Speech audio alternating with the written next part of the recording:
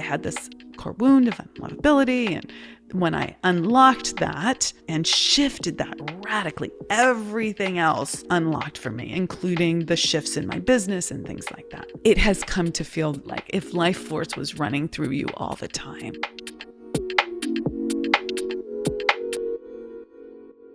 Hello, and welcome to another episode of the Unstoppable Woman podcast. I'm Amira Alvarez. I am the founder and CEO of the Unstoppable Woman, and I'm super excited to bring to you another fabulous interview. It's going to be so good. We're going to be talking about golden handcuffs, stories of failure, how to really manage your energy, and so much more with my guest today. Her name is Stef Ziev. And she's written an amazing book called The Choice is Yours, which I'm really intrigued to learn more about and to discuss all these topics. So, Stef, please, welcome to the call. Welcome to the episode. Welcome to the podcast. Welcome to my world. And why don't you tell the audience a little bit about you? I know you have a really interesting backstory and background. So if you could contextualize what your journey has been to the success that you've had, I think that would be a great place for us to start. I love it. Well, thank you. Thank you for having me. I really appreciate this opportunity. And I am very intrigued and excited about the Unstoppable Woman and how we access that within each of us and also with your audience. So my story is, I started as a camp counselor, which I think is an important part of my experience because I think it's actually what led me to be the coach that I am today. But in between being a camp counselor and actually also being the assistant director of my summer camp that I went to for 14 years, I was only the assistant director for 2 years. I started when I was 10 going to the camp, and I was there until I was 24. And then I left that job. I've had many pivots in my world. So I left that job, and then my real dream was always to be Phil Donahue, which I know totally dates me, but I'm right there with you. I remember that. Those were the 80s, Yeah. It was the best, right? He ran up and down the aisles, and he had really intriguing guests, and he was very inquisitive, and I just loved him. And then of course he married my other childhood hero, which is Marlo Thomas from Free to Be You and Me. So I always think of myself as their love child, even though I have no relationship with them outside of my own love. So after I left the camp situation, I traveled aimlessly across the country and landed in Los Angeles, where I had one friend, and that one friend eventually did help me get into the entertainment industry, where I was a production assistant. So I started as a production assistant when I was 25 years old, and then I ended up working with these guys who wrote the Santa Claus and Space Jam, if you all remember those movies. And I was their assistant. And then eventually I was their director of development, and we had a deal at DreamWorks. And then it got to a point where kind of, that inner voice continues to say, well, you haven't really done the Phil Donahue thing yet, And so I ended up while I was living in Los Angeles, I found this school called the University of Santa Monica, which was actually a master's in spiritual psychology, which was an amazing program. And the essence of that program, quite frankly, was that if we are souls having a human experience, what are we here to learn? And then so it was a really deep dive into, I think, expanding, strengthening, growing my EQ so that I had language around some of that, some of those real growth-minded ways of being, and then what we can create from there. And I really loved it. And then lifed again. And so I did 1 year of that program. And then I moved to New York, which was also the place where I always saw myself. And that's where I say my soul was born here. And I moved here in July of 2001. So 2 months before the world changed, and I stayed. And so I'm a 23-year New Yorker at this point. I ended up, obviously the world was flattened after 9/11, and I had no job and no money and no nothing. And eventually I actually did get a job working as an executive, as a director of development at Oxygen, at the Oxygen Network, when it was still owned, when Oprah was still a partner. And after a year I was there, I was promoted to a vice president. And then a few years in, I thought, I don't really see myself moving past that title and that job, because I was still very rooted in my team, and I still got to be creative, and I still got to really have fun. And then the next level up sounded awful to me. It was budgets and lots of like real business things that I didn't really love. And so I all throughout 2007, I was getting certified as a coach on the side.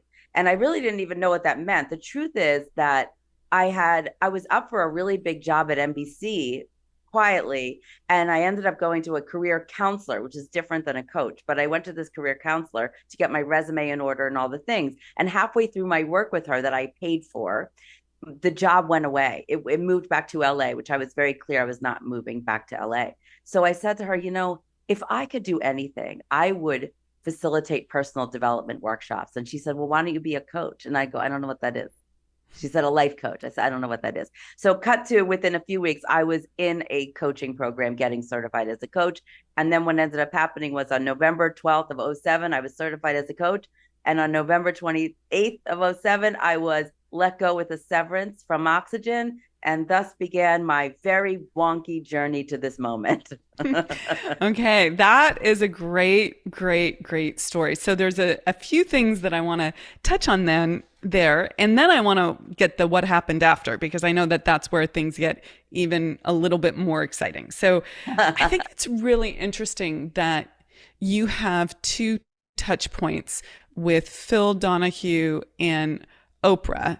Right? Oprah owned the Oxygen Network. That's where you landed. You had this desire to be Phil Donahue. They were such pivotal people in that world in the 80s. I mean, Oprah still, right? In her own evolution. Do you think there's any connection for you between your desire to be Phil Donahue and or your version of Phil Donahue and you working at the Oxygen Network? Do I think there's any link? Is that what you're asking? Mm-hmm. Yeah. Well, what was interesting is that when I came into Oxygen, it was still very much aligned with personal growth. Like, I don't know, Carolyn Mace, who's a medical intuitive and was really big during that time. She was on Oprah in the 80s, or actually no, in the 90s probably, but she had a show on Oxygen. Cheryl Richardson had a show on Oxygen, who was also kind of an OG life coach back then. Mm-hmm. And they were really in that space, which didn't last because unfortunately, the world changed. And then we ended up I told the story recently where we ended up buying a show called The Bad Girls Club, which was essentially taking all of the quote bad girls from the show Real World and putting them in a house together. And then we were suddenly to me, it was very anti-woman. And I kept saying to people, like, what are we doing? Like, this is the demise of our society. Why are we doing this? And they were like, you're not allowed in these notes meetings anymore. They kicked me out of the meetings. But to your point about, is there any, kind of divine magnetism to what I called in? I mean, maybe. I did meet Oprah. Oprah actually left Oxygen kind of as a part owner after I got there. But I do feel like the essence of what they both did and do was absolutely the essence of what I do, and who I am. And so I feel like attracts like, and energy calls it in. And so absolutely, I feel like, and then to be honest, the other part of my story is I'll tell this part later, but I did have a moment to kind of maybe not be Phil, but to be on television. So I can talk about that. Yeah, go ahead and share that now. I think so the other part of the story. So what happened when I left Oxygen is, in my coaching, where I got certified, my teacher was like, oh yeah, they were like, I left my company and I immediately had 20 clients. And I was like, well, I have 2,500 people in my Rolodex. I'm really dating myself, but like I have 2,500 contacts. I'll easily get 20 people for my, to be my clients. And that was not the case. That did not occur for me. And Do you why have do you a think that is? Okay, because people have very different experiences. I've coached. This is not who I'm coaching now, but I've coached a lot of women on, you know, starting businesses, and some go gangbusters, and they can tap right in with a few guidance points, and some are much more challenged by those first initial years and transitioning to getting clients. So why do you think you had a harder time than an easier time? Well, let's say I failed. I mean, we don't even have to sugarcoat it. It was a nightmare. Mm-hmm. And I can tell you exactly what it is. There's a few points. One is I literally did not have any tools outside of my desire to serve. And in my experience with women, everyone's like, I just want to help people. I just want to serve. I'm like, you not getting money is not helping anybody, right? You not being paid for the value that you bring is a disservice to yourself and others, right? I did not have I have a very simple revenue stream document now that I did not have when I started. So I did not have a business plan. I did not have an understanding of my price points and how many clients I would need in order to sustain um, you know, yearly income XYZ. So that's the first thing. And now I'm like, I was at a restaurant the other night and asked the waitress I was like, do you have a pen and paper? I need to coach these two people right now because I am upset that they didn't get a job actually because the company said you undervalued yourself and we are not saying yes because of it, which I was like, that is Hallelujah. extraordinary. Exactly. Yeah. But so I sat there and did a whole revenue stream document with them. What do you need to make? What is your unit cost? How many do you need? What percentage of the business is it? Like real hardcore, just Yeah. numbers, but not overwhelming. That was a So big yeah, I feel like there's simple math that needs to be done, right? correct. And it's not complicated. People go into a lot of confusion around it because it's emotional, but it's not complicated math. But now, I was just talking to a good friend of mine who's an established business owner. She's started multiple businesses. They're both multi-million-dollar businesses. They are in a totally different industry than coaching. They're in home goods and sales of a service related to home goods. And I just say that to give context, not coaching, okay? And what she loves, what she wants to start next is facilitating some coaching.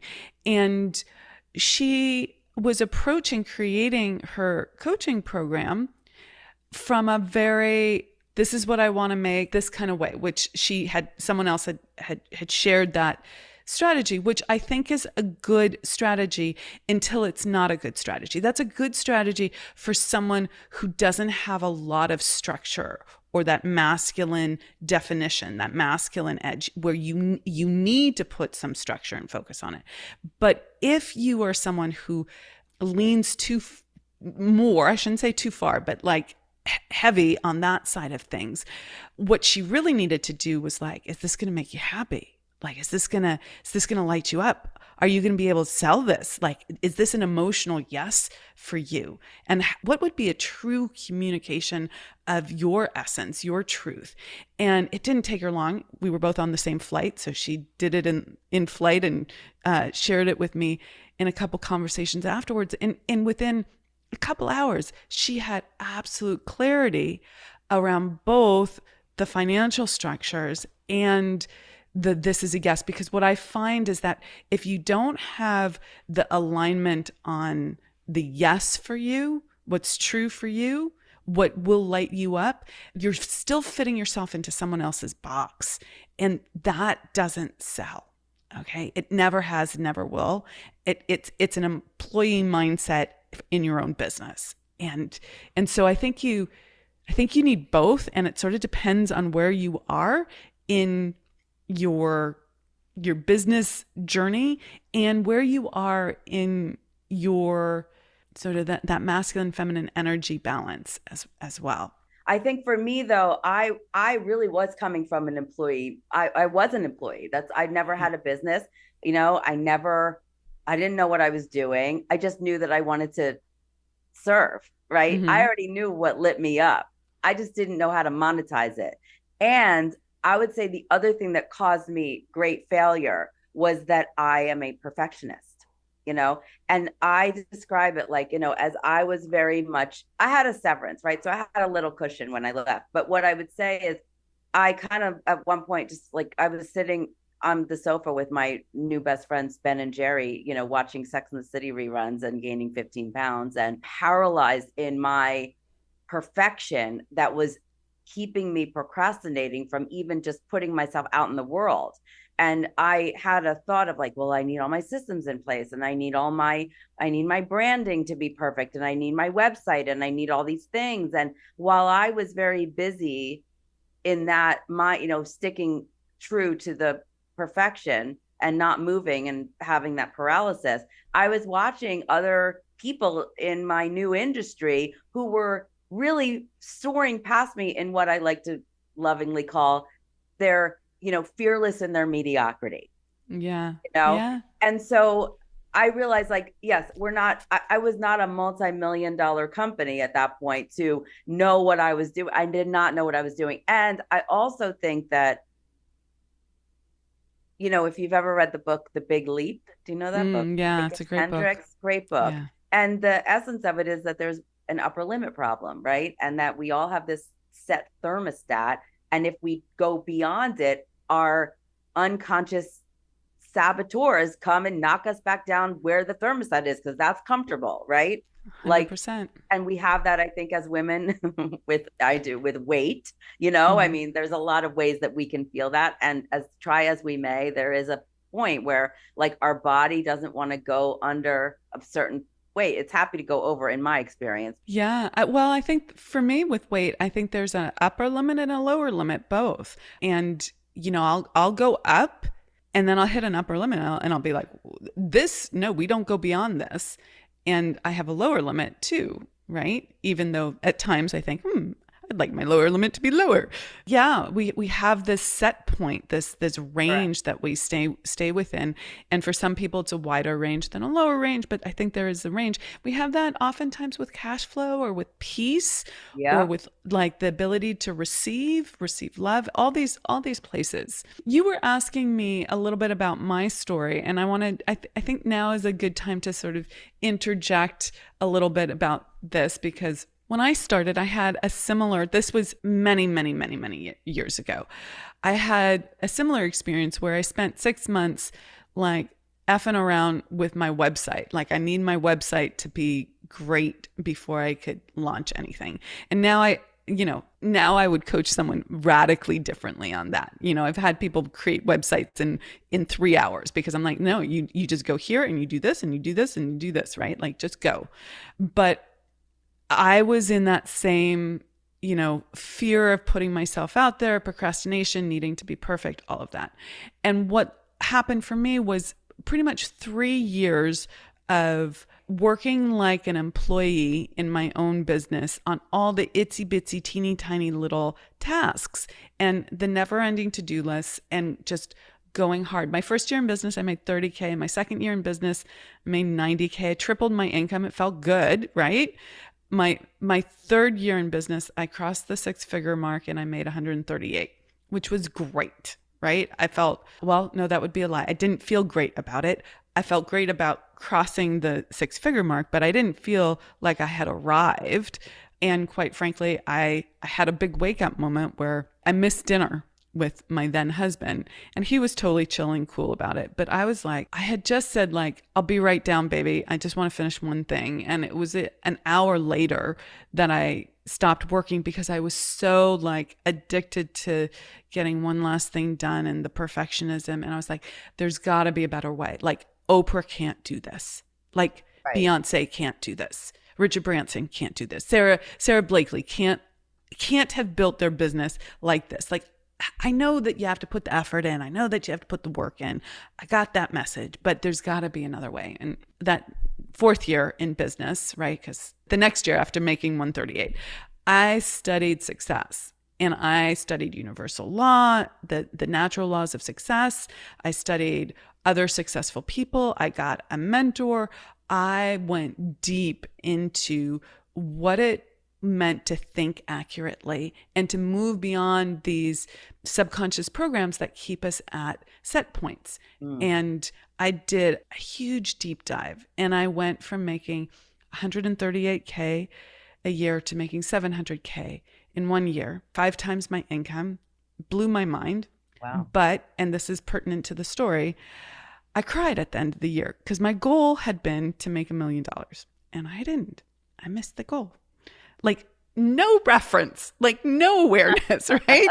And I woke up to that. It didn't take me too long to wake up to, like, you still had done an incredible thing. But that was a pattern of setting goals, not quite making them, making sure that I was disappointed, never enough. Let's set the next goal. Let's keep going. Built a multi-million-dollar business this way, okay? And that business revolved around helping people fairly new in business, the under 6 figures to, I've made 250, 300, 350, that range in business. How do I scale? How do I leverage? And I would really do it with a combination of the tactical, like, here's how to look at your numbers, here's what to do kind of thing, and this psychological perspective on, how you move beyond your limiting beliefs and how to use universal law to think accurately. Huge success. People did amazing things. It was fabulous. I got to be an incredible coach over those years. I would flip my hair back and say I was a master level coach. My clients had huge quantum leaps. They did great. It was very fulfilling until it wasn't. Until I realized that I was back in the grind. And I was putting the kind of effort into something to make it work. I was using that push effort, that grind effort, which, granted, you need some of to get the momentum going in a business. But if you stay there after a period of time, that's putting good energy after bad, right? Or that might not be the right expression, but it's not the way to leverage. It's not the way to scale. You're actually holding yourself back. What got you there won't get you to the next level. And I realized I had gotten to the next level, and I was doing the same thing.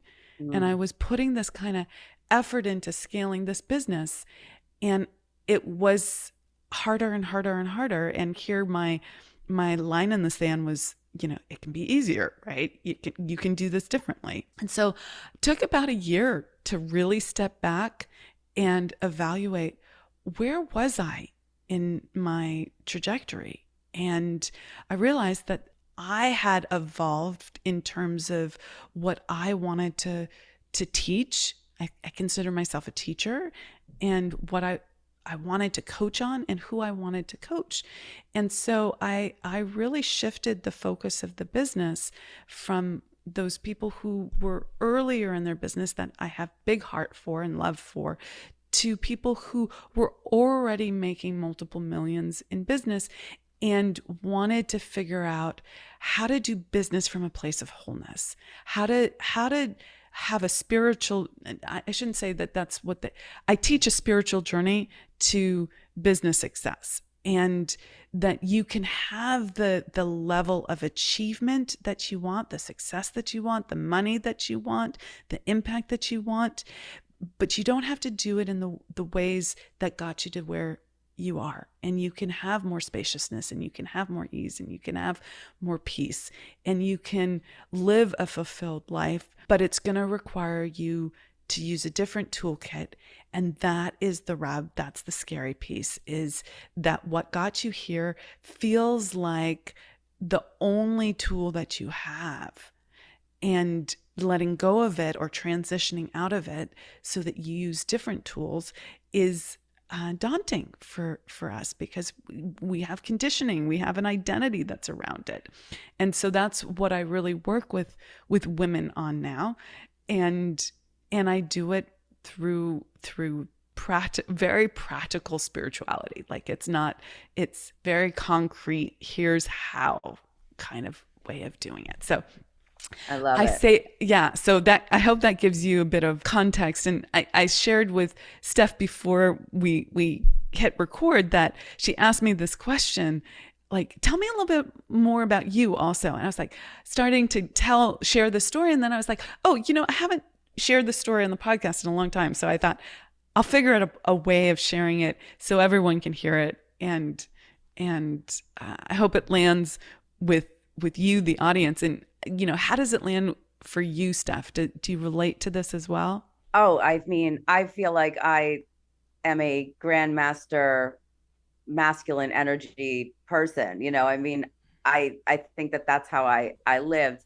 And at the same time, I also very much disagree with and do not like the badge of honor that often is stated in our society, which is work hard, play hard.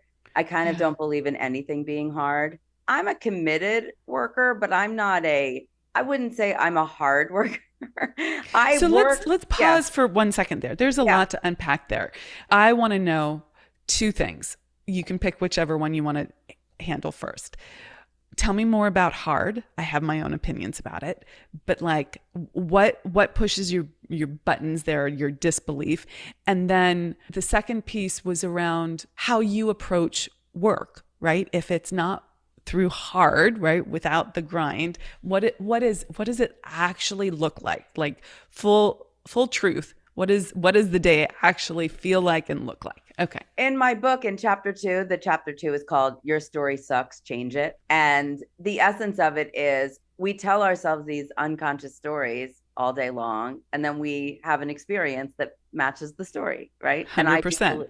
right. And the story comes, I believe the story is unconscious. I think that's dictating our how we move and the choices we make. And the more, and what I say all the time is the more intention we bring to the choices we make, the more power we have over the results we create. I find that a lot of people unconsciously just say it's hard, that's hard, this was hard, I work hard, I play hard, like this is hard. There's so much affirmation of the word hard, and I'm just like, and it feels like fingernails to a chalkboard for me. I go, is it though? Is it really hard, or are you just saying that?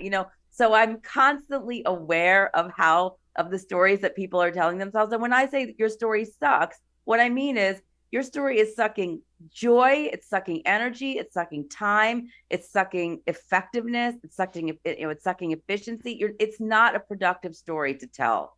So my relationship to the word hard is that it's a waste of energy. And I just am very clear that is not, it's not productive. In the book, I talk about a very specific interaction I have with a client who was struggling to, reach. She was struggling to do this initiative from the CEO at a level that he wanted, and she was just not getting any results. And in this particular company I was working in the company. So the company, she wasn't just hiring me. I was actually in service to the whole. So she's like, it's hard. Every other word out of her was, it's hard. And I said, when you say that, what do you mean? When I hear you say that, it sounds like that this is an excuse as to why you're not getting something done. And she said, no. She goes, when I say it's hard, I don't mind if something's hard. I like when something's hard. She was an athlete. She likes this thing about hard. I go, well, what's the difference? She goes, if I'm running and I like to set myself up for a hard challenge and I like to meet it. I said, well, what's the difference here? Why are you excelling in your own world, but failing in this world? If the same thing is hard. And she did not want to admit that what I was saying was making sense, but ultimately it was making sense to her. She was running a story that, like, if she's not in control of it, then it's hard. But if she chooses it, then it's a challenge that she likes. So did she end up choosing it? She was tough. She did change her story, but she changed it on the page. And she did have some difference in her success. Ultimately, though, I think the initiative, and I don't think that the job wasn't ultimately her jam. And that made a difference too, right? But that is something to pay attention to. If what you're saying is hard, but it's not lighting you up, then that's the indication, to your point earlier. It's so interesting because we do choose how we how we engage with life, right? And Yeah. we can either think it's happening to us, or we can have agency. We can be having choice and saying, oh no, I chose this. I want to do this. I desire this. And that perspective really shifts how you feel about things and how you Yeah. approach it. I think it's an interesting inquiry to think about, is there any time where using the word hard makes sense, is effective, efficient, productive, a valuable descriptor? Yes, I mean, certainly if you're going through a terminal illness and you're dealing with real things, maybe that's hard, but I still don't like the word. I always Actually, think there's I'm gonna push back on that, I'm open right? to that.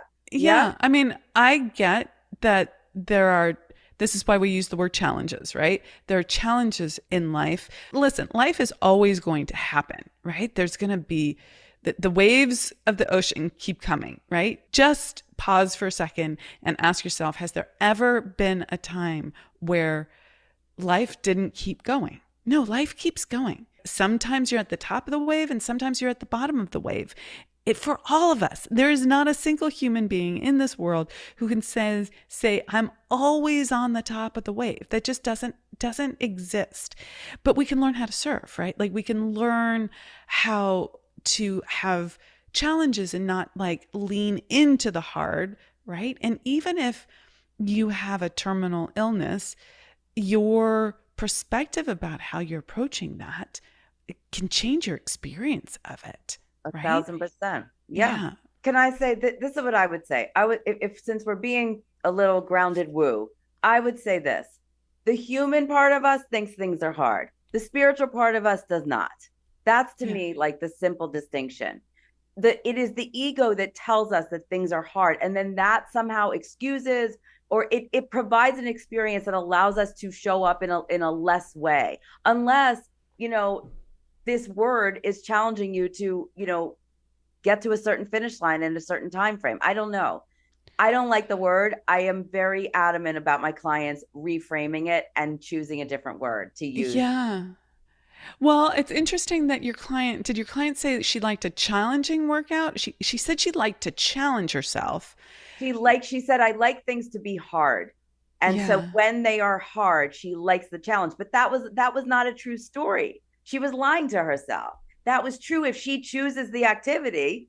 But if it's the CEO that says, here's what I want and here's how I want it, and then she judges that as hard, then guess what she did not get? Yeah, no, I get that. I was just going back to the inquiry around, is there ever a time where saying like I choose hard makes sense? And I guess it's the connotation that when she's choosing it for herself, she's saying I want a physical challenge, right? She's not saying, and she's doing it within a framework of, to your point, something that she feels competent in and can control versus outside of her area of specialty or control. And so that's a really interesting delineation. I think that there's, to your point around the human versus the spiritual, I think that's a really interesting thing. And would you say that our path then needs to be, as humans, to recognize that our path is to divinity, right? Our path is to be on this earth in our human form as spiritual, like as close as we can to our spiritual being. Therefore, release as much of that hard and choose to view the world through your spiritual self. Is that the perspective that you hold? I think that there's a fine line, right, between being Pollyanna and being in magical thinking and releasing responsibility and Mm-hmm. really kind of owning it all and being intentional and conscious about those choices that one is making. So yes, I absolutely 1,000% agree that we would have an experience that's more peaceful and loving and connected if we were more aligned with our divine path and Mm-hmm. that purpose versus the rat race and the getting ahead or the chasing the money or whatever it is that keeps us separate from that part of us. So yes, I believe that the less attached or the more open we can be to the outcome, the more possibilities are available to us to succeed and to thrive and to love more fully and be, our highest and best, which is to me what this world wants and needs. I mean, we're living in a really interesting time where, the way I talk about it in terms of the story is I kind of say, we all have this proverbial table within us, right? So instead of it being our family and friends sitting around the dining room table, I think about it like, what are the different parts of us sitting around the table? And at any given moment, what part of us is sitting at the head of the table? So we might have like happy, sad, love, fear, confidence, doubt, perfectionist. We talked about that, right? Hard is sitting at the table. There's all these parts of us that are sitting at the table. And then who's in that seat of authority authoring our story? And that is what I really encourage people to get clear about and be mindful about, to observe without judgment what part of us is hijacking us at any given moment. And then when possible, make the choice to call in a higher part of us to run the show. Yeah. Who's driving the car? Who's at the head of the table, right? Yep, exactly. I love that. Let's go back to, I think this is a good time to segue back to, you said chasing money, all of that stuff. There was the high-paying executive job at the Oxygen Network, the golden handcuffs, and your desire to go be a coach, follow this other world. You did it very courageously. Most people don't. You did it. So that's amazing. And then you failed at your business. And how long did you fail at business until you figured out, okay, I need to take a different tack here and do it differently? I became a coach in like 2007, and nobody was doing that then. And that was like, you had like real OGs that were doing it, but they were kind of untouchable. And, so it was a very new thing and nobody really knew what it was. And it was a lot of explaining. But in the 3 years that I was able to stretch my severance, what happened was at age 40, I really, really, really, really failed. Like I really had no money and I really had no ability to pay my rent. And I really was. That was 3 years into the experiment? 3 years in. Okay. Yeah. So I had some intervention where people were like, you gotta move. You gotta leave the city. And I was like, no. So I left and I went and lived with my parents for a few months. And before I did, I ended up, it's a fun story. I ended up buying something from Tony Robbins on QVC where I had never flipped before, but I bought the program. And then I went to Unleash the Power Within many, like probably a year or so later. That's a whole story that's the intro to my book, which am I allowed to, I won't swear, but I do write, but in the book, the intro is called F-U Firewalk. So that's really the whole story. So enjoy that. It's also, it's just, it goes into. Well, now I'm curious. I really want to know, right? Well, I had a tendency to give my power away. Let's say it like that. And I gave my power away to what people at the event were calling Reverend Robbins. And I was like, this is not probably good. This is not a good thing. And I went by myself and I was really vulnerable and it was not good. And I walked on fire and I really thought I hurt myself and it was a terrible choice. And the part of me that was sitting at the head of the table in making that choice was total fear and complete, powerlessness. And I just handed over all my agency to him and these people around him who said they weren't going to let anybody who wasn't in state walk across the fire. But alas, they did. And now I have the story. But anyway, what ended up happening was before I did that event, though, I did move home. It was a terrible time. I felt incredible shame. I turned 41 on my parents' sofa. Shame was at the head of the table for sure. And what I needed to do, the way that, what I chose to do, what I felt was my only choice to do, was to go back into the entertainment industry. And I did. And it was I sold my soul. I hated every minute of it. I was fired within 18 months and I was able to get back on my feet a little bit with that. 18 months later, I was fired.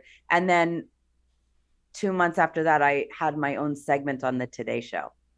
And so I was able to, and now let me be honest, that was extraordinary and I loved it. And and that was amazing. And it set me up for great success. Though I did not actually I got one client from actually being on the show. So I did have my fill moment, right? Mm-hmm. And it was awesome. And then what happens? Let me splice this for people. What happens is life knocks you on the head and says you're fired, right? Yeah. And because you're not listening, you're not leaving on your own, right? You're miserable, your soul is dying, all of that. You're not leaving on your own. So, life knocks you on the tushy, on the head, whatever you want to call it, and fires you. And then I don't know the story on how you got on the Today Show, but even though you didn't get many clients from that, what it did was it gave you confidence, and it put you in. It did put you in state. It put you in the energy state of being the woman who was a successful coach, and from that place, you were able to attract clients and do the work that would attract clients. I'll take you back even one step though, to even say before it was, because it's always a question of like, is it the chicken or the egg? Did I get on the Today Show because, and did that bring me confidence, or did I have some confidence that got me on the Today Show? Right. And I will say both. I will say that because when I pitched my idea, which I loved, and I was like, I felt, and I knew it, and I felt it in my body, and I just was like my total self in that pitch.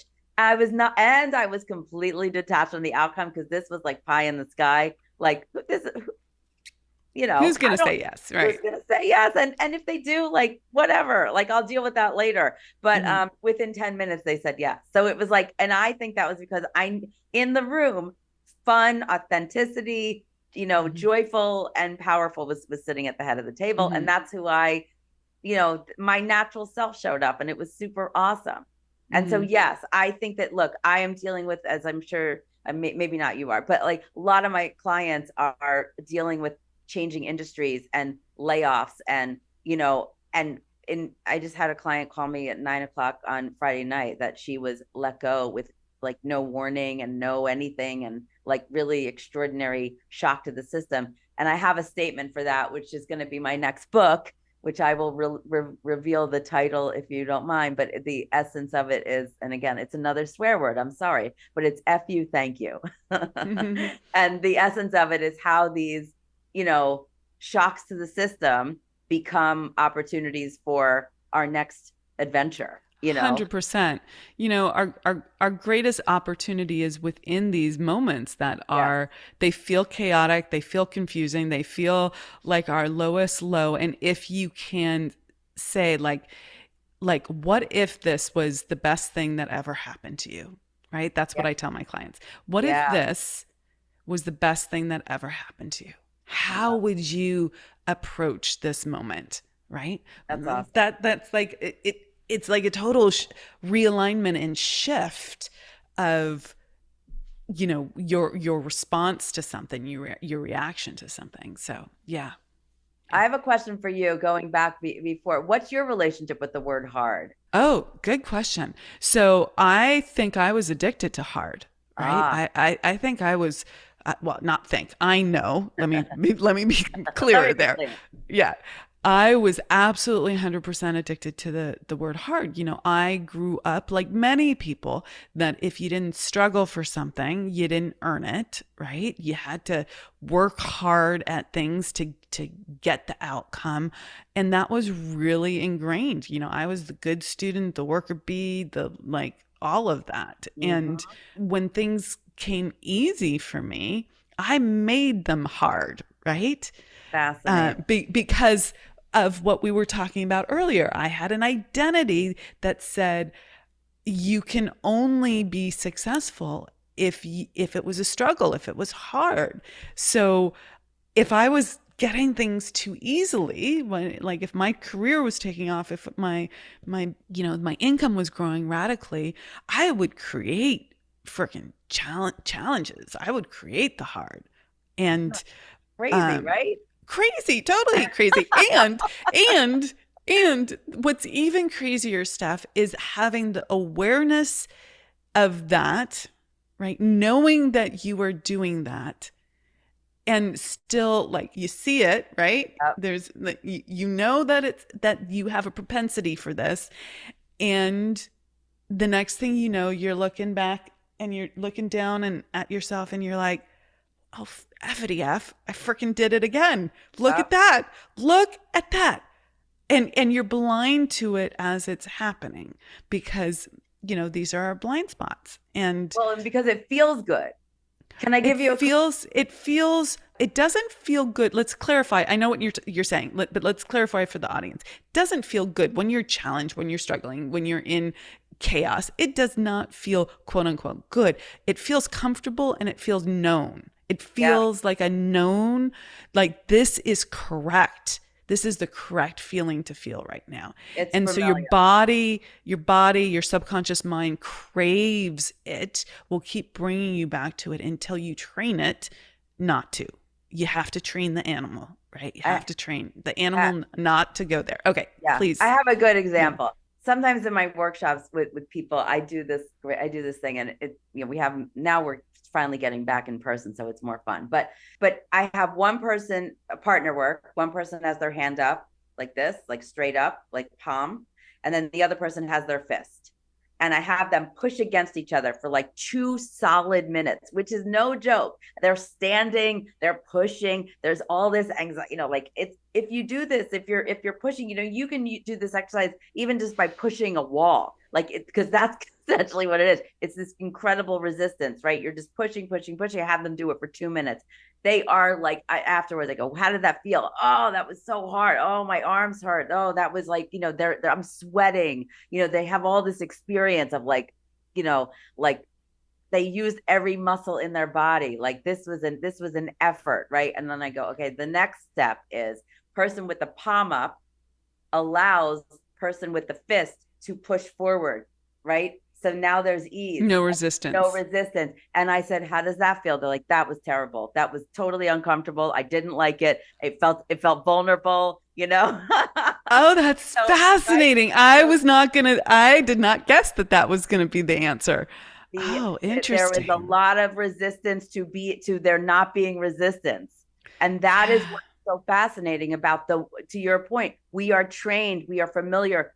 We have certain, I'm sure, things that go off in our brain that say this is the addiction. The addiction is effort and push and not ease and allow. And when there's ease and allow, that feels like ungrounded in some way. There's nothing. We're not resistant. It doesn't feel like yourself anymore. Correct. Right. Yeah. And that's the practice and the transformation that you're saying is what we get to do. 100%. And what I have noticed with this, and I don't know if you have the same experience, is that, there's that adage, new level, same devil, right? Like you get to the next level, your circumstances change. You might be making multiple millions. You might be leading a different kind of team, whatever, getting to do the work that you want to do. Something's changed. And at least for me, I'm like cruising along. This feels great. I like this. Look at me. I'm all that and more. Flip my hair back. This is great. Right. And then I will find that same pattern come up again. Now, the difference is I'm more aware of this, and I catch it earlier. But I don't know that the going back to that point, that for me, addiction to struggle, addiction to hard, is ever going to like miraculously go away to the point where it will never be the thing that challenges me to up level, to become more aware, right? Like it's the thing that brings I love this. I've never said it like this before. It's the thing that gives me, that triggers me into the next level of awareness. It's or said differently, it's my trigger for when I am going unaware, when I'm losing my awareness of self, right? My connection to self. When you're working, when things are harder, you have that. Correct. Okay. Yeah.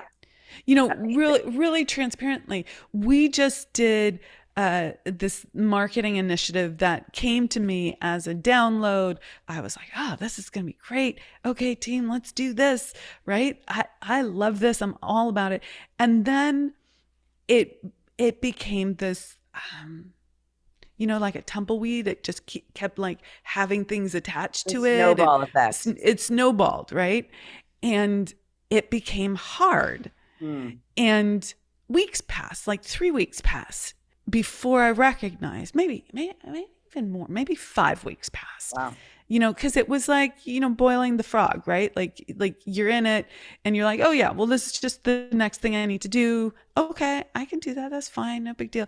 And then I woke up, I'm like, this is not fun. And this is a freaking grind. What happened? What the hell just happened? And by the by, not an effective marketing campaign because it lost the flow of my energy. It lost the connectedness to my truth in this creation of the complication. And so what did I do? I just was like, okay, we're going to scale this all back. Not doing that, creation of the complication. I love it. That's right. Yeah. But I would say that was, a long time for me to not be aware. Other things happen in an instant. And I'm like, oh, we're not going there. Right. Yeah. But it was a great wake up call for me. And I think that if someone is able to identify for themselves, because it's not just hard, that's not the only story that's out there. There's stories of victim, there's stories of not enoughness, there's stories, I call these core wounds, right?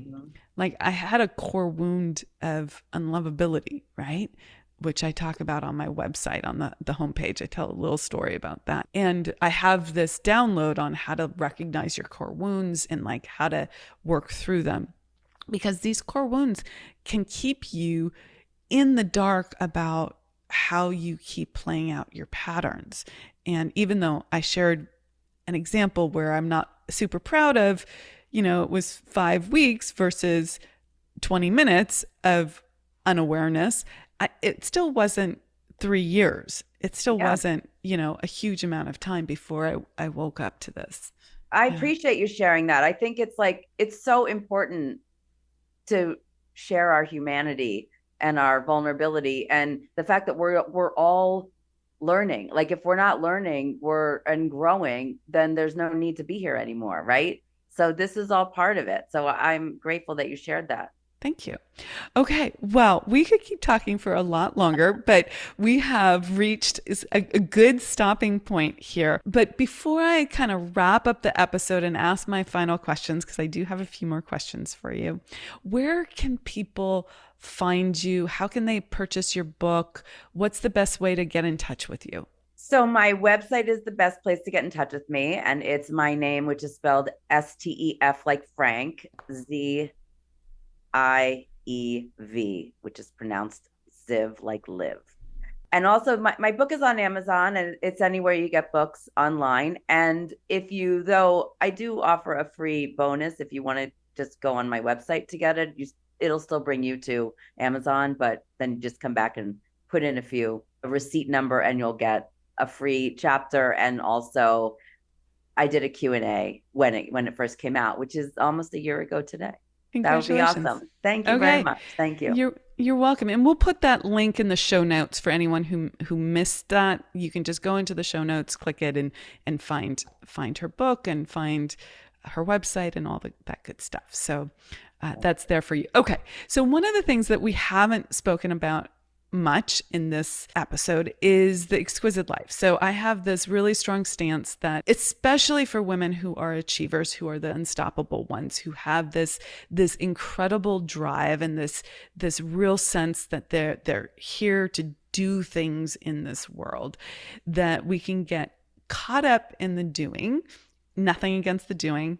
I'm a committed achiever. Okay. It's never gonna go away, but that there's more to life than just doing that. And we need to find our path to the exquisite life. This is what I am teaching people to really access is, how do you hold yourself as an achiever and have an exquisite life? So when you hear me speak about it that way, how would you approach having an exquisite life? Like, what comes to you as a tip or a perspective that you think would help yourself and others kind of lock into living exquisitely? I love that word. I never use that word. It's a really beautiful word. It feels very powerful to me. Let me speak to that for a moment, because Yeah. I mean, I was like, what is this about? And it wasn't like live your best life, right? It Yeah. was like, it's like, if divinity was moving through you all day long, if you were filled with spirit, with life force, with love, right? If you were living that way, your life would feel exquisite. It would feel just divine. And when I first approached it, I kind of had a different sense to it. I was like, wow, what are my life is pretty darn good right now. Like, on paper, it's pretty darn good. Like, I call this the on paper problem, right? Like, on paper, looks pretty good. I'm making good money. My family's great. I've got, a nice house, whatever your checkpoints are. My health is pretty good. But this one thing, 4 out of 5, 4 things are great. This 5th thing, man, I have always been challenged by that, right? Like, let's solve that, because when we unlock that, then everything else unlocks as well. Okay, that's the thing that's like holding you back. And that's how I first was looking at the exquisite life, because that was really my story. I had this core wound of unlovability, and when I unlocked that and shifted that radically, everything else like unlocked for me, including the shifts in my business and things like that, and wealth and all of that. So but then as I've lived with this idea of like unlocking the exquisite life, it has come to feel that the way I described it initially, like if life force was running through you all the time, what would that look like? How could you actually run your business from that place, right? And most people want to be able to do that, but they can't. They're completely locked into a different energy state than feeling exquisite all day long. So anyways, that's a little bit of the origin story there. What came up for me as you were talking, and what I think I would identify as the exquisite life, is not making it all about oneself, right? It's like, I feel what came up for me is, I wake up in the morning and I kind of, my little prayer is, where do you want me? Universe, show me the way. And when I am in that kind of surrender, which is not to say I'm not also doing, I'm a doer. I am a fellow doer for sure. But I also really value space. And I feel like the exquisite life is to be, in the harmony of the space, the flow, the action, and knowing kind of like when to, and to be in service, to be used. And that is not to be abused, and that is not to be taken advantage of, and that is not to be disrespected by self or others. But there is I think that so often it's like we're waiting for that resistance, as I shared before. And if we allow, then when